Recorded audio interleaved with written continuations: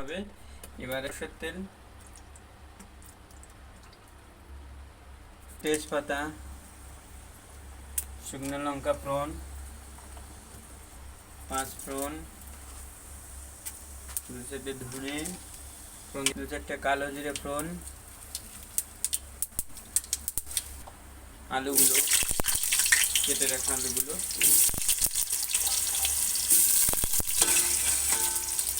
কুমড়োগুলো,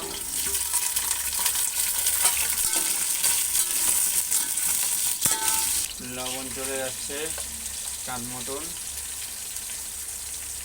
মতো হলুদ কালার অনুসারে, সাথে ধনিয়া পাউডার, জিরা পাউডার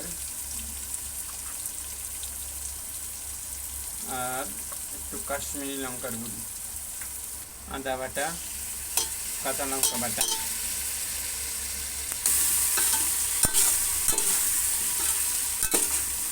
এটা সয়াবিন দেব,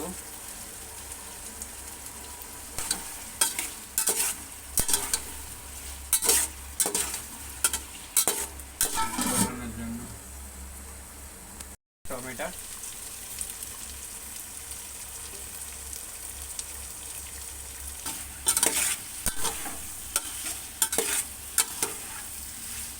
স্বাদ মতো চিনি, ঘি ব্যবহার করবো আমরা, আমুলের ঘি, কুমার কি খাই না। মশলা ব্যবহার করবো, গরম মশলা পাউডার, এলাচ, দারুচিনি, লবঙ্গ করেছিলাম প্রেসার কুকারে। ডালটা দিয়ে দিচ্ছি,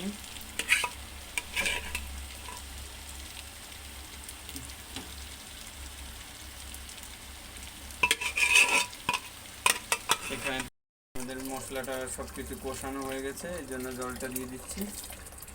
পরিমাণ মতো জল দিতে হবে।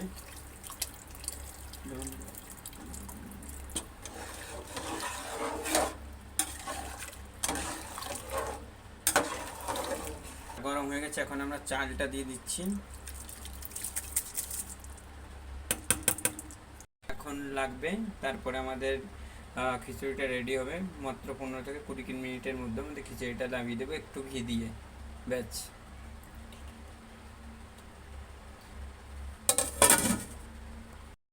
20 মিনিট হয়ে গিয়েছে, এখন ঢাকনটা খুলছি, দেখেন ওয়াও, খিচুড়িটা আমাদের রেডি। একটু দেখাই,